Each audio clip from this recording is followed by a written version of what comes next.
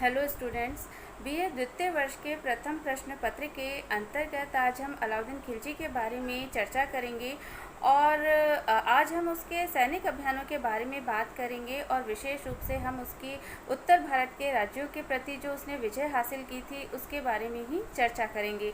लेकिन उससे पूर्व हम बलबन के उत्तराधिकारियों के बारे में भी बात करेंगे, साथ ही हम गुलाम वंश के पतन के कारणों के बारे में चर्चा करेंगे और साथ ही साथ हम जलालुद्दीन खिलजी के बारे में भी बात करेंगे जो कि खिलजी वंश का संस्थापक था। तो बलबन की मृत्यु के पश्चात उसका पुत्र केकूबाद सुल्तान बना और उसने 1287 ईस्वी से 1290 ईस्वी तक शासन किया। 1290 ईस्वी में केकूबाद को लकवा हो गया और लकवा हो जाने की वजह से तुर्की अमीरों द्वारा केकूबाद के अल्पवयस्क पुत्र कैमूर्स को सुल्तान घोषित कर दिया गया और कैमूर्स ही गुलाम वंश का अंतिम सुल्तान माना जाता है, क्योंकि 1290 ईस्वी में केकूबाद और कैमूर्स का वध करके जलालुद्दीन खिलजी, जो उस समय आरिजे ममालिक के पद पर नियुक्त था और खिलजी अमीरों का नेता था, स्वयं दिल्ली का सुल्तान बन गया। अगर बात की जाए गुलाम वंश या ममलुक वंश के पतन के कारणों की, तो हमें बहुत सारे कारण नज़र आते हैं, जैसे दिल्ली के सुल्तानों की विदेशी उत्पत्ति का होना, जिसकी वजह से जो यहाँ की स्थानीय जनता है वो कभी भी उन्हें दिल से नहीं अपना पाई। इसी तरह से उत्तराधिकार के नियम का अभाव भी गुलाम वंश के पतन का कारण सिद्ध हुआ और अगर किसी सुल्तान द्वारा अपना उत्तराधिकारी मनोनीत भी किया गया तो अमीरों ने उसे खारिज कर दिया। जैसे इल्तुतमिश ने अपना उत्तराधिकारी रजिया को बनाया, लेकिन उसकी मृत्यु के पश्चात अमीरों ने रजिया को सुल्तान न बनाकर इल्तुतमिश के पुत्र रुकनुद्दीन फिरोज शाह को अपना सुल्तान घोषित किया। तुर्की शासन का सैनिक स्वरूप का होना भी उसके पतन का कारण बना। अगर हम कुतुबुद्दीन ऐबक, इल्तुतमिश और बलबन को छोड़ दें तो अधिकांश गुलाम वंश के शासक दुर्बल और अक्षम थे और अपने अमीरों की हाथों की कठपुतली थे। तो उनका दुर्बल और अक्षम होना भी गुलाम वंश के पतन का कारण सिद्ध हुआ और तुर्क अमीरों का शक्तिशाली बनना भी गुलाम वंश के पतन के कारणों में सहयोगी रहा और राजपूत राज्यों का विरोध तुर्की शासन को झेलना पड़ा। साथ ही साथ मंगोल आक्रमणों को भी तुर्की शासन को झेलना पड़ा, जिसकी वजह से वे अपना राज्य का ज़्यादा विस्तार नहीं कर पाए और दिल्ली सुल्तानों की धार्मिक विभेद की नीति और प्रशासक वर्ग का आपसी जातीय विद्वेष की भावना में लिप्त होना भी गुलाम वंश के पतन का कारण सिद्ध हुआ और तुर्की शासकों को अपने राजकोष का अधिकांश हिस्सा युद्धों और विद्रोहों को दबाने में खर्च करना पड़ा, जिसकी वजह से राज्य की दयनीय अर्थव्यवस्था हो गई और ये भी गुलाम वंश के पतन के कारणों में एक कारण बनी। गुलाम वंश के पतन के पश्चात खिलजी वंश ने दिल्ली सल्तनत का शासन संभाला और इन्होंने लगभग 1290 ईस्वी से 1320 ईस्वी तक दिल्ली सल्तनत पर शासन किया। अब हम बात करते हैं खिलजी क्रांति की। तो गुलाम वंश के पतन के बाद जो खिलजी वंश सत्ता में आया वो केवल वंश परिवर्तन मात्र नहीं कहा जा सकता, क्योंकि यह एक बहुत बड़ी क्रांति का प्रतीक था।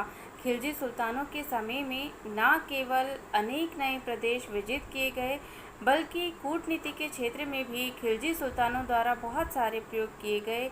खिलजी सुल्तानों के समय में कला और साहित्य के क्षेत्र में अभूतपूर्व उन्नति हुई और खिलजी सुल्तानों के सत्ता में आने से ये धारणा समाप्त हो गई कि सत्ता पर केवल विशेषाधिकार वर्ग का ही अधिकार हो सकता है, क्योंकि खिलजी सुल्तान जो थे वो सर्वहारा वर्ग से संबंधित थे और खिलजियों के शासनकाल में सैनिक शक्ति राजसत्ता का आधार बन गई और धर्म को राजनीति से अलग रखने का प्रयास किया गया। खिलजियों के शासन के साथ ही जो तुर्कों की जातिवादी व्यवस्था थी वो भी समाप्त हो गई और उन्होंने सत्ता जो प्राप्त की थी वो बिना वंशाधिकार, चुनाव, षड्यंत्र, जातीय उच्चता, खलीफा की स्वीकृति अथवा जनता, अमीर और उलेमा की सहमति के ही तलवार के बल पर प्राप्त की थी। तो ये जो खिलजी क्रांति का मत है वो डॉक्टर के.एस. लाल ने अपनी पुस्तक खिलजी वंश का इतिहास में प्रतिपादित किया है। तो अगर हम बात करें खिलजियों की उत्पत्ति की, तो खिलजियों की जो उत्पत्ति है वो विवादास्पद है, और कुछ विद्वान उन्हें अफ़गान मानते हैं तो कुछ उन्हें तुर्क मानते हैं। और सामान्यतः ये माना जाता है कि जो खिलजी सुल्तान थे वो भी तुर्क थे, लेकिन लंबी अवधि तक उनके पूर्वज अफ़गानिस्तान के खल्ज प्रदेश में रहने के कारण उनको तुर्कों की अपेक्षा अफ़गान समझा जाने लगा। भारत में खिलजी वंश का संस्थापक जलालुद्दीन फ़िरोज़ खिलजी था, और उनका जो शासनकाल था वो 1290 ईस्वी से 1296 ईस्वी तक था। उसने अपना जीवन एक सैनिक के रूप में आरंभ किया था, लेकिन अपनी योग्यता के बल पर तरक्की करता हुआ वह क्रमशः सेनानायक और सूबेदार बन गया। केकुबाद के समय से उसका राजनीतिक प्रभाव बढ़ने लगा और वो आरिजे ममालिक बन गया। उसने शाइस्ता खां की उपाधि भी धारण की। तुर्की अमीरों के षड्यंत्र को उसने नाकाम किया और केकुबाद और कैमूर्स की हत्या कर 1290 ईस्वी में उसने किलखुरी में स्वयं को सुल्तान घोषित कर दिया। जलालुद्दीन खिलजी के द्वारा 1291 ईस्वी में रणथंबोर पर आक्रमण किया गया और उसे रणथंबोर के तत्कालीन शासक हमीर देव द्वारा विफल कर दिया गया। तो अब हम बात करते हैं अलाउद्दीन खिलजी की, जो कि खिलजी वंश का सर्वाधिक शक्तिशाली शासक था, और उसका शासनकाल 1296 ईस्वी से 1316 ईस्वी तक का माना जाता है। अलाउद्दीन खिलजी जलालुद्दीन खिलजी का भतीजा और उसका दामाद था, और उसके समय में वो कड़ा और मानिकपुर का गवर्नर था। उसने जलालुद्दीन खिलजी का 1296 ईस्वी में वध किया और स्वयं को दिल्ली का सुल्तान घोषित किया। अलाउद्दीन खिलजी ने दिल्ली साम्राज्य की सीमा का अत्यधिक विस्तार किया। उसने सुल्तान के पद की गरिमा और शक्ति को स्थापित किया। वह आर्थिक और प्रशासनिक क्षेत्रों में भी बहुत महत्वपूर्ण सुधार किए। तो अब हम बात करते हैं अलाउद्दीन के विजयी अभियान और साम्राज्य विस्तार की।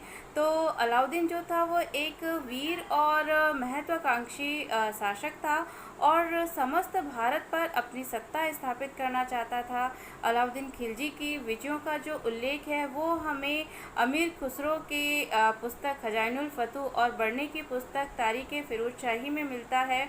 अलाउद्दीन खिलजी को अपने शासनकाल के प्रारंभ में बहुत सारी सैनिक सफलताएं मिली, और इससे उसे इतना घमंड हो गया कि वो सिकंदर की तरह विश्व विजय करने की योजना बनाने लगा और स्वयं को सिकंदर सानी कहने लगा। लेकिन बाद में उसने दिल्ली के कोतवाल अलाउल मुल्क की सलाह पर विश्व विजय की योजना को परित्याग कर दिया और भारत के उन प्रदेशों को जीतने की योजना बनाई जो अभी तक दिल्ली सल्तनत के नियंत्रण से बाहर थे। और अलाउद्दीन ने एक शक्तिशाली सेना तैयार की और उसने उत्तर और दक्षिण भारत में कई सैनिक अभियान किए। उसकी सैनिक विजयों में उसके जो 4 सेनापति थे, उलुग खां, नुसरत खां, मलिक काफूर, जफ़र खां, उनका बहुत महत्वपूर्ण योगदान रहा। अलाउद्दीन खिलजी के विजयी अभियान को हम 2 भागों में विभक्त कर सकते हैं, उत्तरी भारत की विजय और दक्षिण भारत की विजय। तो अगर हम बात करें उसके उत्तरी भारत की विजय की, तो उत्तर भारत के राज्यों के प्रति अलाउद्दीन खिलजी द्वारा विलीनीकरण की नीति का अनुसरण किया गया और अलाउद्दीन खिलजी द्वारा उत्तर भारत के गुजरात, रणथंबोर, चित्तौड़, मालवा, सिवाना, जालोर आदि राज्यों को जीता गया और उन्हें दिल्ली सल्तनत में मिला लिया गया। तो सबसे पहले हम बात करते हैं उसकी गुजरात विजय की। तो गुजरात उत्तर भारत का प्रथम राज्य था जिसके विरुद्ध अलाउद्दीन खिलजी द्वारा 1299 ईस्वी में उलुग खां और नुसरत खां के नेतृत्व में सैनिक अभियान भेजा गया और वहां के शासक कर्ण भगेला को पराजित करके गुजरात का दिल्ली सल्तनत में विलय कर लिया गया। गुजरात के जो शासक थे उनकी रानी कमला देवी गिरफ्तार कर ली गई और उन्हें दिल्ली भेज दिया गया और वहां पर सुल्तान ने उससे विवाह कर लिया। खिलजी सेना ने राजधानी को जी भरकर लूटा। वहां जब गुजरात अभियान किया जा रहा था तो उस दौरान ही उलुग खां और नुसरत खां द्वारा भारत के सबसे प्रसिद्ध बंदरगाह खंबात पर भी आक्रमण किया गया और यहीं से काफूर नामक दास को 1000 दिनार में खरीदा गया जो 1000 दिनारी कहलाता था और बाद में वो मलिक काफूर के नाम से अलाउद्दीन खिलजी का एक प्रसिद्ध सेनापति रहा था। गुजरात विजय के पश्चात अलाउद्दीन ने रणथंभौर विजय की और अलाउद्दीन खिलजी की रणथंभौर विजय का जो प्रमुख उद्देश्य था वो उसे जीतकर दिल्ली सल्तनत में शामिल कर लेना था। लेकिन जो नैनचंद सूरी हैं वो अपने कृति हमीर महाकाव्य और शारंगधर अपनी कृति हमीर रासों में अलाउद्दीन खिलजी के आक्रमण का प्रमुख कारण रणथंभौर शासक हमीर देव द्वारा मंगोल विद्रोही मोहम्मद शाह को शरण देना बताते हैं।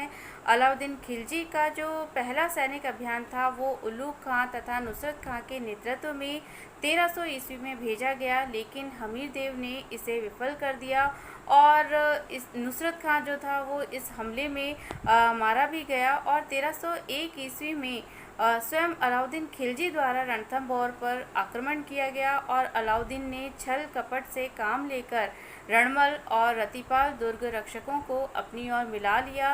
रणथंभौर का जो शासक था हमीर देव वो मुस्लिम सेना का वीरतापूर्वक मुकाबला करते हुए लड़ता हुआ मारा गया और स्त्रियों ने जोहर व्रत किया और अपने सम्मान की रक्षा की।